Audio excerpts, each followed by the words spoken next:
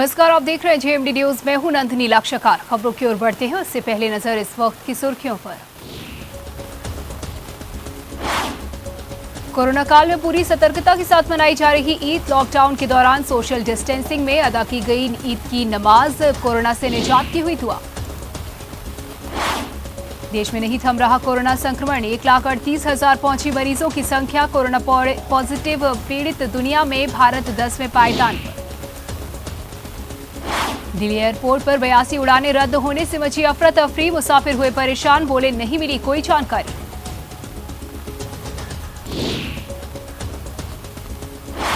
उत्तर भारत में भीषण गर्मी का प्रकोप। मौसम विभाग ने जारी किया रेड अलर्ट। लगातार चल रही तेज लू के थपेड़ों से झुलस रहा जनमानस।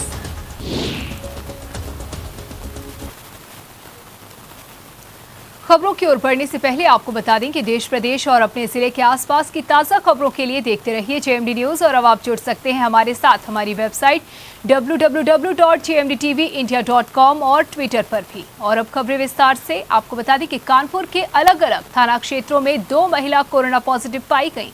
पहला मामला कल्याणपुर के राजकीय उन्नयन बस्ती का है, जहां एक महिला कोरोना पॉजिटिव मिली, तो वहीं दूसरा मामला 60 थाना क्षेत्र का, जहां महिला कोरोना पॉजिटिव मिलने से हड़कंप मच गया। मामले की जानकारी होते ही मेडिकल टीम और प्रशासनिक अधिकारी भी मौके पर पहुंच गए। मेडिकल टीम और प्रशासनिक अधिकारियों ने महिला की रिपोर्ट पॉजिटिव आने के दौरान पूरे गांव को सील कर दिया है। साथ ही संपर्क में आए लोगों को क्वारंटाइन करके गांव को सैनिटाइज किया जा रहा है।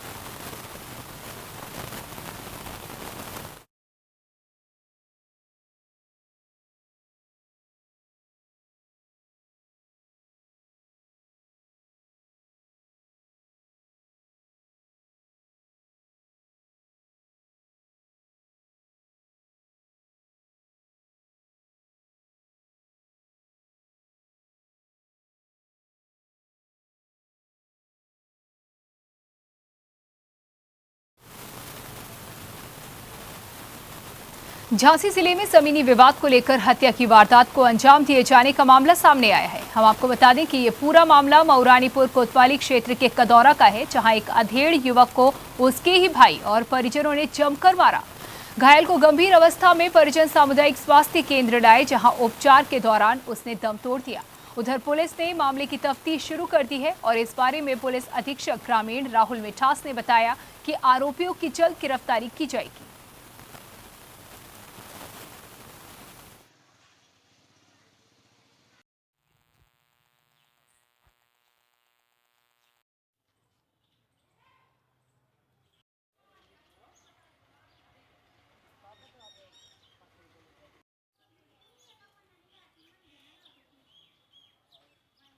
मऊरानीपुर के ग्राम कदौरा में ज़मीन का एक विवाद था 2 भाइयों के बीच में, जिसको लेकर आपसी विवाद हुआ और मारपीट की घटना हुई, जिसमें कि चोटों के कारण गंभीर रूप से एक भाई इसमें घायल हो गया और हॉस्पिटल में उसकी आज मृत्यु हुई है।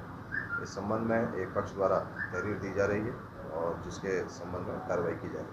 क्या सर आरोपी हैं उनकी गिरफ्तारी हुई है सर? अभी आरोपियों की गिरफ्तारी का कार्य चल रहा है। इस संबंध में मुकदमा कायम करके और पोस्टमार्टम और अग्रिम कार्रवाई की जा रही है। पाकिस्तान के रास्ते ईरान से करीब 80 लाख की संख्या में टिड्डी दल झांसी आया। हालांकि गनीमत की बात यह है कि टिड्डी दल झांसी की हरियाली को खास नुकसान नहीं पहुंचा पाया है। यहां रानीपुर, सुखवा और ढकवा में हरियाली को नुकसान पहुंचाने का प्रयास किया गया और ऐसे में जिला प्रशासन ने केमिकल के माध्यम से 40 लाख टिड्डियों को मार दिया है। डीएम आंद्रा वामसी ने बताया कि जनपद में टिड्डी दल का प्रकोप है। दल जनपद के विभिन्न क्षेत्रों में विचरण कर रहा है। इन सारी बातों के मद्देनजर टिड्डी दल पर निगाह कमेटी बनाई गई है।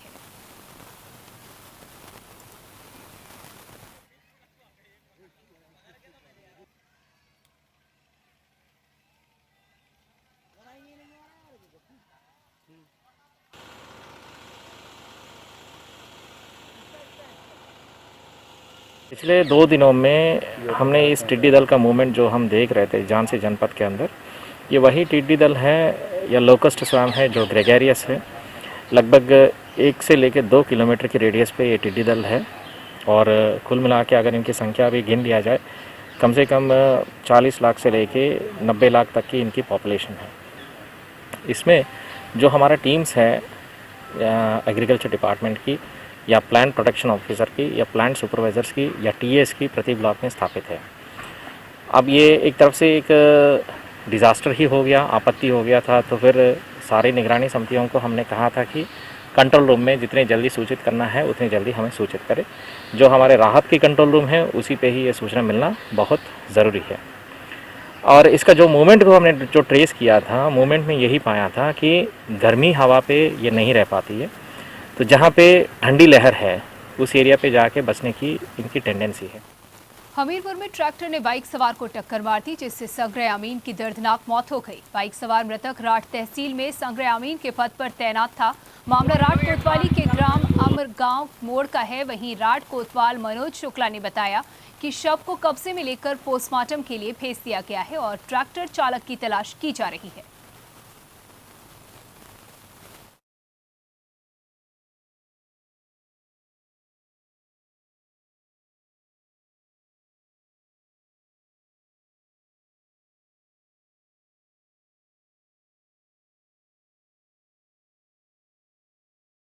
हमारे भाई साहब गांव से जो है रात ड्यूटी आ रहे थे, तब हम गांव के साइड में जो है ट्रैक्टर ने ओवरटेक में टक्कर मार दी उनको और तत्काल उनकी मृत्यु हो गई।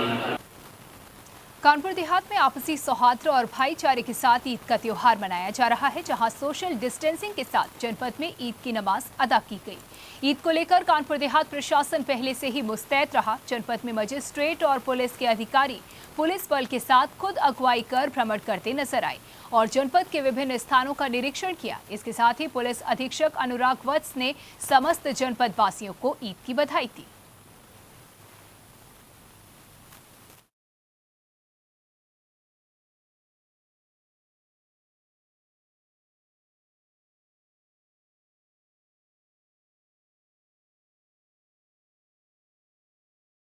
देखिए, आज यहाँ जो कि ईद का त्यौहार पूरे जनपद में बहुत हर्षोल्लास के साथ मनाया जा रहा है, उसी क्रम में आज हमारे द्वारा जनपद के विभिन्न क्षेत्रों में पुलिस बल और मजिस्ट्रेट्स की मुस्तैदी का निरीक्षण किया जा रहा है। और यहाँ मैं पोखराया क्षेत्र में हूँ, जहाँ जो हमारे जनपद का एक संवेदनशील क्षेत्र माना जाता है। और यहाँ जैसा कि आप देख सकते हैं कि बहुत शांति के साथ, बड़ी कुशलता के साथ लोगों ने ईद की जो नमाज है वो अदा करी है। और जो सोशल डिस्टेंसिंग और जो पहले से बता दिया गया था निश्चित संख्या, उसी के हिसाब से लोगों ने पालन किया है। और मैं बधाई देता हूं पूरे जनपद कानपुर देहात के लोगों को, जिन्होंने आपसी सौहार्द का एक अविस्मरणीय परिचय दिया है। और इस बीच बड़ी खबर कानपुर से आपको बता दें, जहां ककवन में आधा दर्जन घरों में लगी भीषण आग।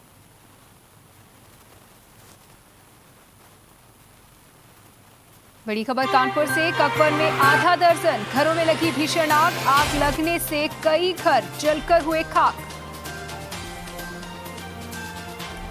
भीषण आग को बुझाने में जुटे ग्रामीण। शॉर्ट सर्किट से बिजली के खंभे से आग लगने को बताया जा रहा है वजह।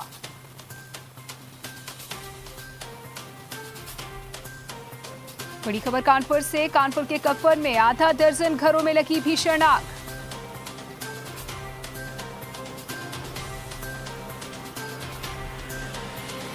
आग के चलते कई घर जलकर खाक हुए। भीषण आग को बुझाने में ग्रामीण जुटे।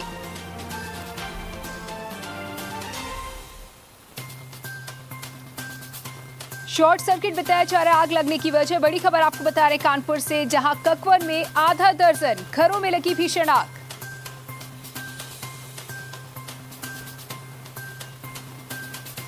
शॉर्ट सर्किट से बिजली के खंभे से आग लगने का बताया जा रहा कारण। भीषण आग को बुझाने में ग्रामीण जुटे।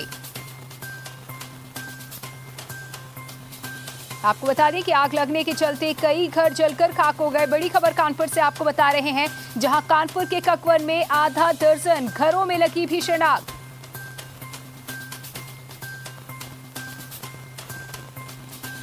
शॉर्ट सर्किट के चलते आग लगने की जताई जा रही आशंका। आग लगने से कई घर जलकर खाक हो गए।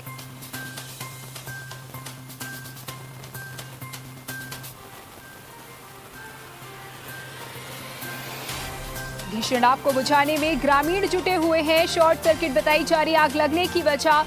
इस आग के चलते आधा दर्जन घरों में भीषण आग लग चुकी है। बड़ी खबर कानपुर से।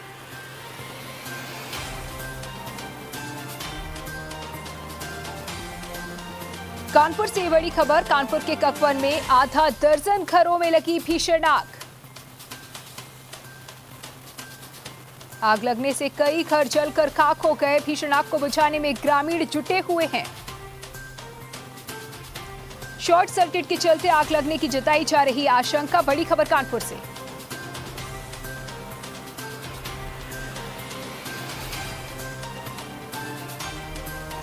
कानपुर से बड़ी खबर। ककवन में आधा दर्जन घरों में लगी भीषण आग। शॉर्ट सर्किट के चलते जताई जा रही आग लगने की आशंका।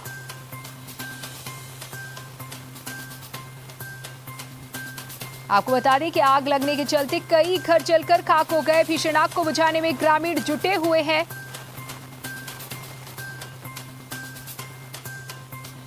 बड़ी खबर ये कानपुर से आपको बता रहे हैं, जहां कानपुर के ककवन में आधा दर्जन घरों में लगी भीषण आग। आग लगने से लाखों का हुआ नुकसान। बड़ी खबर आपको बता रहे हैं, ककवन में आधा दर्जन घरों में लगी भीषण आग।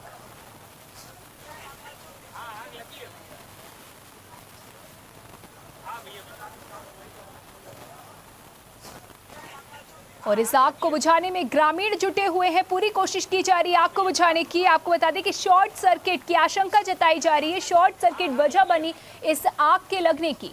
बड़ी खबर ककवन से।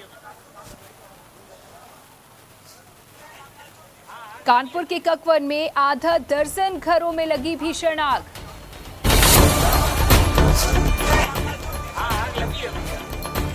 तो तस्वीरों में आप देख रहे हैं किस तरह से आग, भीषण आग लगी हुई है। 6 से भी ज्यादा मकान बताए जा रहे हैं कि आग की चपेट में आ गए। वहीं कई घर जलकर खाक भी पूरी तरह से बताए जा रहे हैं और ग्रामीण ही खुद जुटे हुए हैं इस भीषण आग को बुझाने में। तस्वीरों में देखिए।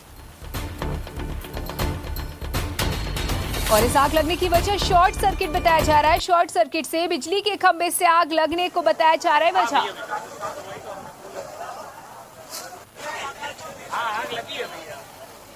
कानपुर से बड़ी खबर। ककवन में करीब आधा दर्जन घरों में लगी भीषण आग। आग लगने से कई घर जलकर खाक हुए।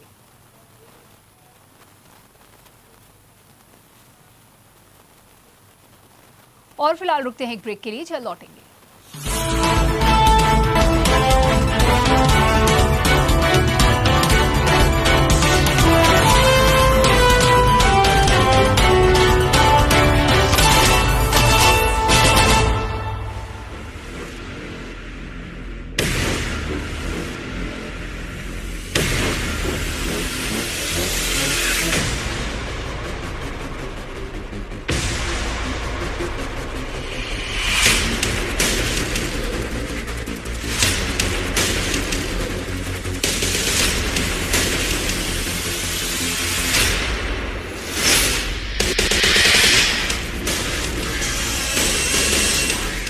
तेरी गलियां गलियां तेरी गलियां। जिनकी आर्ट्स की है दुनिया दीवानी, वो सिंगिंग सेंसेशन अंकित तिवारी कानपुर में ला रहे हैं म्यूजिक, एक्टिंग, मॉडलिंग और डांस एकेडमी, अंकित आर्ट्स एकेडमी। तो कानपुर अपना हुनर चमकाने के लिए हो जाओ तैयार। अंकित arts academy, Ashok Nagar, GT road, Kanpur. Admissions open. Hello Kanpur, मैं संदीप नाथ। अंकित आर्ट्स एकेडमी के सभी छात्रों को बहुत बहुत शुभकामनाएं देता हूं और आशा करता हूं कि आपकी एक संगीतमय यात्रा बहुत सुखद और आनंददायक रहेगी। Hi, I'm Manmeet. I'm Manmeet. We're the Meet Bros. Hello everyone at Ankit Art Academy. We wish you all the best for a great journey ahead with this institute. And everybody in Kanpur, you guys are lucky for such a lovely school is coming up. So check it out and wishing all the best to our dear friends Ankur Tiwari and Ankit Tiwari for this lovely venture. All the best, guys. Rock it. Hey Kanpur, this is Kainat Arora. I would like to wish all the students of Ankit Arts Academy all the best and congratulations for coming up with such a beautiful initiative to Ankit and Ankur. I would like to wish all the students a very, very happy, successful years in the music world. May you prosper and do the best you can. Hello Kanpur वासियों, मैं हूँ राहुल वैद्य और आप सभी कानपुर वासियों के लिए जो म्यूजिशियंस बनना चाहते हैं उनके लिए बहुत खुशखबरी है। मेरे दोस्त अंकित और अंकुर तिवारी एक म्यूज़िक एकेडमी खोल रहे हैं जिसका नाम है अंकित आर्ट्स एकेडमी। एंड ये दोनों ही बहुत अच्छे म्यूज़िक को समझते हैं, अच्छे म्यूज़िक की कदर करते हैं। एंड मैं इन दोनों को बहुत बहुत बधाइयाँ देना चाहता हूँ for Ankit arts academy. And आप जितने भी म्यूजिशियंस हैं जो म्यूजिशियंस बनना चाहते हैं, सक्सेसफुल म्यूजिशियंस बनना चाहते हैं, मैं चाहता हूँ आप ज़रूर जाएं वहाँ पे, आप ज़रूर सीखें वहाँ पे। बिकॉज कोई भी कला है उसको आप जितना सीखेंगे उतना ही आपके लिए अच्छा होगा। So all the best Ankur and Ankit, all the best. And बहुत जल्द जब मैं भी कानपुर आऊँगा तो मैं भी एक चक्कर लगाऊंगा आपकी एकेडमी में एंड सभी स्टूडेंट्स से आके मिलूंगा। नमस्कार कानपुर, मैं हूं मनोज मुंतशिर और आज मैं अंकित आर्ट्स एकेडमी के सभी स्टूडेंट्स को अपनी तरफ से ढेर सारी बधाई और ढेर सारी दुआएं देना चाहता हूं। अंकित तिवारी हमारे स्टार, कानपुर से उठ के उन्होंने जिस तरह बुलंदी हासिल की, जिस तरह आसमान को छुआ, आज वो अपना सारा तजुर्बा, अपना सारा एक्सपीरियंस लेके कानपुर और आसपास के लोगों में बांटना चाहते हैं, स्टूडेंट्स को आगे ले जाना चाहते हैं। ये बहुत नोबल कॉज है और इसके लिए मैं अंकित और अंकुर की बहुत तारीफ करता हूं। मैं दुआ करता हूं कि अंकुर तिवारी और अंकित तिवारी का ये इनिशिएटिव बहुत आगे तक जाए और कानपुर और उसके आसपास के इलाकों से एक नहीं हजारों सैकड़ों अंकित तिवारी। क्या माओ को भरी दोपहर में बच्चों का इंतजार करना पड़ता है? क्या पापा लोगों को सर्दी की सुबह में बच्चों के साथ स्कूल बस का इंतजार करना पड़ता है जिससे बच्चे बीमार हो जाते हैं? क्या महीने में 2 से 3 बार आपके बच्चे की बस ट्रैफिक में फंस जाती है या फिर किसी कारण से बस रास्ते में फंस जाती है और आपको कोई अपडेट नहीं होता, न कोई जानकारी होती है? अब इन सभी समस्याओं से आपको छुटकारा दिलाएगा Tracksure, provides you solution. Next to real time tracking के साथ है ट्रैकश्योर। किसी भी एक्स्ट्रा डिवाइस की जरूरत नहीं है। वैन या बस में लेटेस्ट टेक्नोलॉजी गूगल API का इस्तेमाल करते हैं हम। SOS button for emergency calling to transport incharge, traffic alert notification यदि स्कूल बस 5 मिनट भी देरी से आए, स्कूल पहुंचने का और स्कूल से निकलने का नोटिफिकेशन आएगा। ट्रैकश्योर है अब गूगल प्ले स्टोर पर उपलब्ध।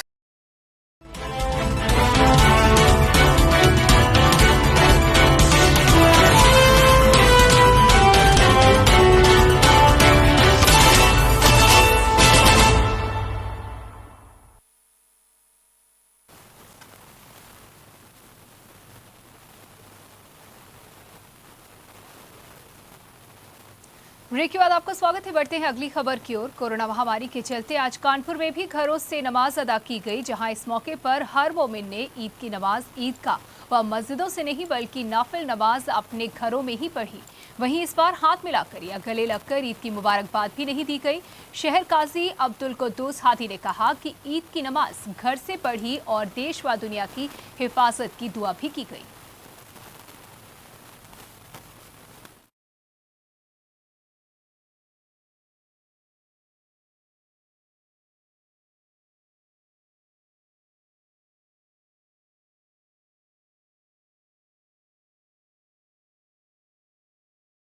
नहीं, हमारे शहर काजी ने जो है अपील भी की थी कि हम लोग अपने अपने घरों में नमाज़ पढ़ें, क्योंकि इतनी बड़ी बीमारी है।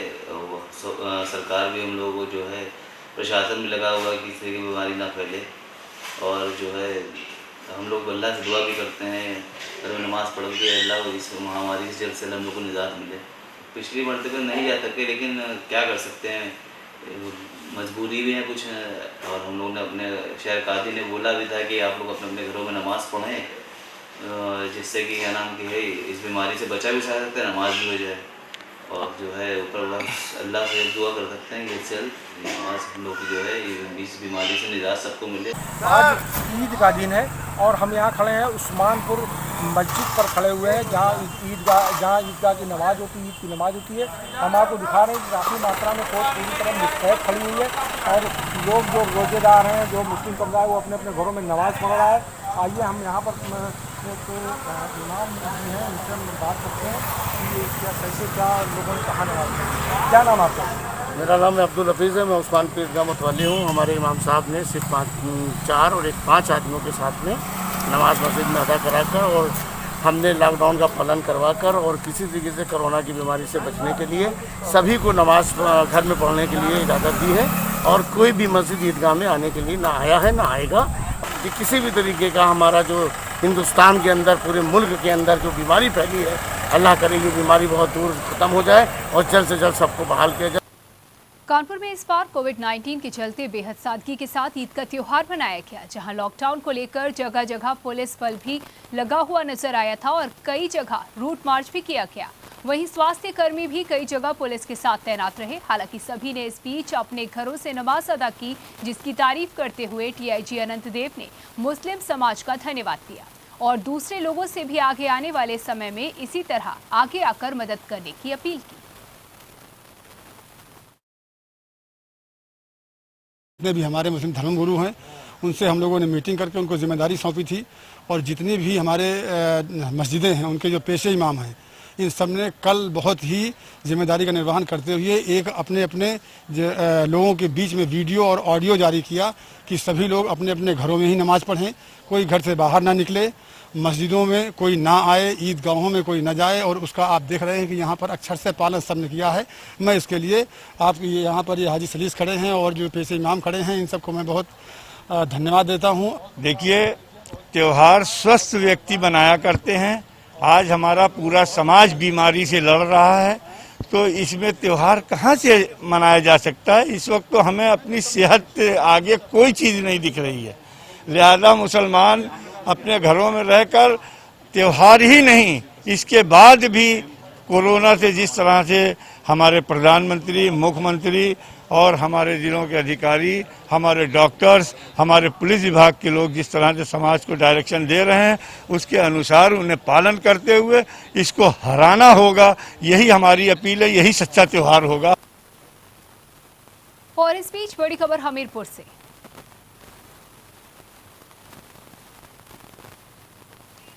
हमीरपुर से बड़ी खबर, दिन दहाड़े तमंचे के बल पर हुई सरेआम लूट। लॉकडाउन में हुई बाइक सवार से लूट, बहन को विदा कराकर घर लौट रहा था भाई। तो वहीं भाई बहन से तमंचा लगाकर की गई लूट, बहन का पर्स और जेवरात छीनकर भागे लुटेरे।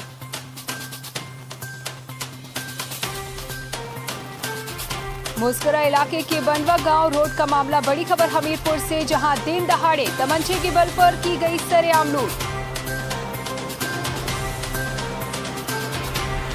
लॉकडाउन में हुई बाइक सवार से लूट, बहन को विदा कराकर लौट रहा था भाई और बहन। जहां भाई बहन से तमंचा लगाकर लूट की वारदात को अंजाम दिया गया। और इस पर जानकारी देने के लिए हमारे संवाददाता अतीश हमारे साथ जुड़ चुके हैं। जी अतीश, क्या जानकारी इस खबर पर? देखिए, हम आपको बताएं कि ये मामला हमीरपुर जिले के मुस्करा थाना क्षेत्र का है। कितने बदमाशों के हौसले बुलंद हो चुके हैं कि दिन दहाड़े लूट कर लेते हैं। आज ऐसा ही वाकया आया कि एक भाई अपनी बहन को विदा कराकर बाइक से जा रहा था, तो असलाह के दम पर उसको तमंचा उड़ाकर उसके साथ उसकी बहन के साथ गहने लूट लिए और कुछ पैसे लूट लिए। जी, क्या कुछ बताया इन भाई बहन ने? किस तरीके के बदमाश थे, अकेले इस वारदात को अंजाम दिया और पुलिस का क्या कहना है इस मामले पर?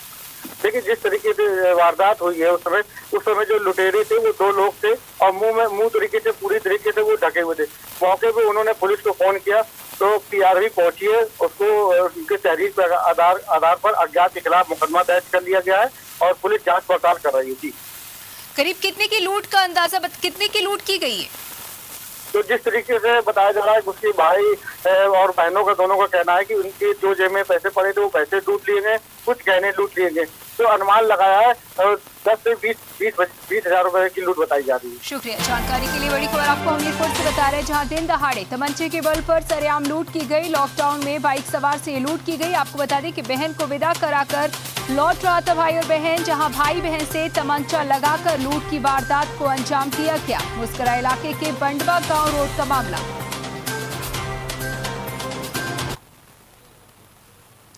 कानपुर महानगर के सराफा व्यापारियों ने लॉकडाउन शुरू होते ही गरीबों की सेवा करने के लिए मेस्टन रोड स्थित अग्रसेन भवन में 25 मार्च से किचन शुरू कर दिया था, जो कि अभी तक जारी है। और इस किचन में पुलिस प्रशासन और स्थानीय बस्तियों से 4 से 5 हजार तक लंच पैकेट भिजवाए जा रहे थे। संयोजक कैलाश अग्रवाल ने बताया कि इधर प्रवासी मजदूरों के आने और सेंट्रल स्टेशन के निदेशक हिमांशु शेखर उपाध्याय से बात होने के बाद भोजन सामग्री वहीं भिजवाई जा रही है। वहीं उन्होंने बताया कि करीब 1250 लंच पैकेट और 1000 मट्ठी अचार के पैकेट की सेवा इन दिनों की जा रही है। ये सेवा तब तक जारी रहेगी जब तक प्रवासी मजदूरों को लेकर विशेष ट्रेनें आती रहेंगी।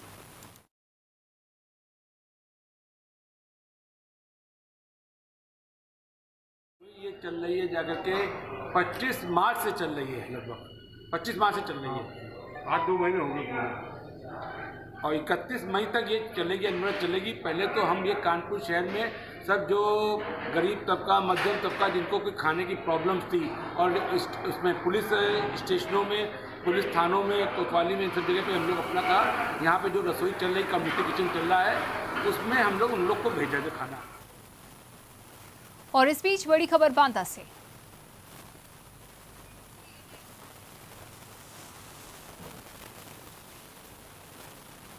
बांदा से बड़ी खबर, खपटिया कला में अवैध खनन के चलते किसानों की फसल चौपट।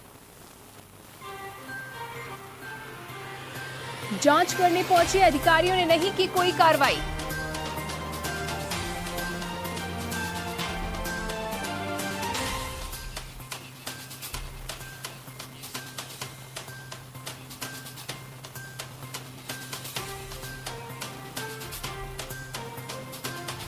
सीमांकन क्षेत्र से बाहर गहरे गड्ढे में खोद कर डाला अवैध खनन। राजनीतिक संरक्षण में चल रहा बालू खदान में अवैध खनन।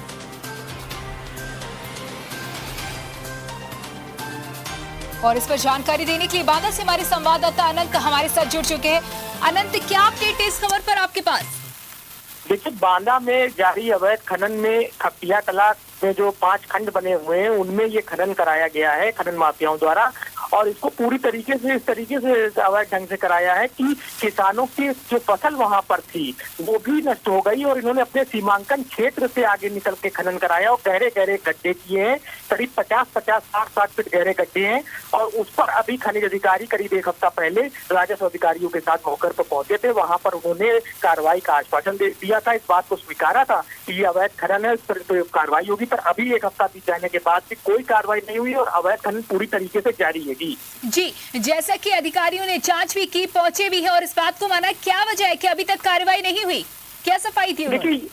देखिए, बांदा में कोई भी सरकारें रही हो, कुछ भी रहा हो, यहाँ पर अवैध खनन बदस्तूर जारी रहता है, और जिस पर समय समय पर एक खाना पूर्ति के नाम पर कार्रवाई होती है। पिछले वर्ष भी यहाँ पर खनिज निदेशक रोशन जेकब आई थी और उन्होंने यहाँ पर जो निर्वर्तमान खनिज अधिकारी शैलेंद्र सिंह थे उनके खिलाफ कार्रवाई की थी। पर जब वो पूरी तरीके कार्रवाई तब हुई थी जब बरसात का समय आने वाला था, और बिल्कुल अंत में वो कार्रवाई हुई, और जिसके चलते पूरे समय उन्होंने अवैध खनन पूरे वर्ष कराया और अंत में कार्रवाई हुई। उसी तरीके से बांदा में अभी तक कोई कार्रवाई नहीं हुई है। कार्रवाई के नाम पर खाना पूर्ति एवं केवल आश्वासन दिया जा रहा है। खनिज निदेशक रोशन जेकब ये जहमत नहीं उठा रही है कि वो यहाँ पर आए, जबकि उनके पास पूरी जानकारी है कि यहाँ पर अवैध ढंग से खनन हो रहा है और यहाँ पे खदानों को सीज करें। इस तरीके की कोई कार्रवाई खनिज निदेशक नहीं करेंगे कि ईमानदार मुख्यमंत्री योगी आदित्यनाथ की सरकार पे यहाँ पर अधिकारी सरकार की छवि को पट्टा लगा रहे हैं। जी, जिस तरीके से अधिकारी इस बात को मान रहे हैं कि हाँ अवैध खनन जारी है, क्या कहना है उनका? क्या अपनी सफाई में कह रहे हैं? वजह क्या है कार्रवाई ना करने की? क्या कहा उन्होंने?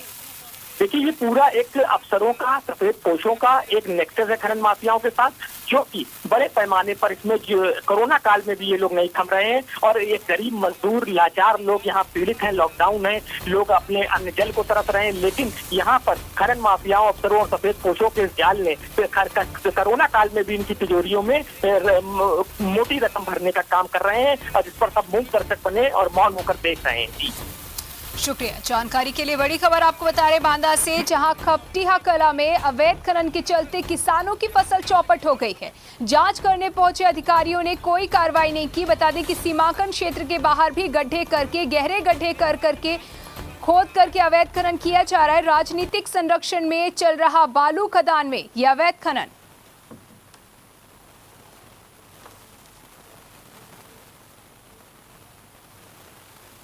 आगे बढ़ते हैं। एक और जहां पूरा देश कोरोना महामारी से लड़ रहा है, तो वहीं कई सामाजिक संस्थाएं व समाज सेवी अपना अपना योगदान दे रहे हैं। एक ऐसी ही संस्था उन्नाव में भी काम कर रही है, जो लोगों की मदद के लिए हर समय तत्पर है।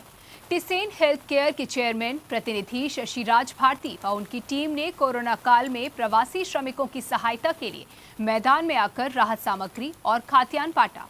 समाज सेवा के क्षेत्र में काम कर रही आपको बता दें कि इस संस्था के द्वारा गोद लिए गए क्वारंटीन सेंटर को 15 दिन का राशन और खाद्यान्न देकर के मदद की गई।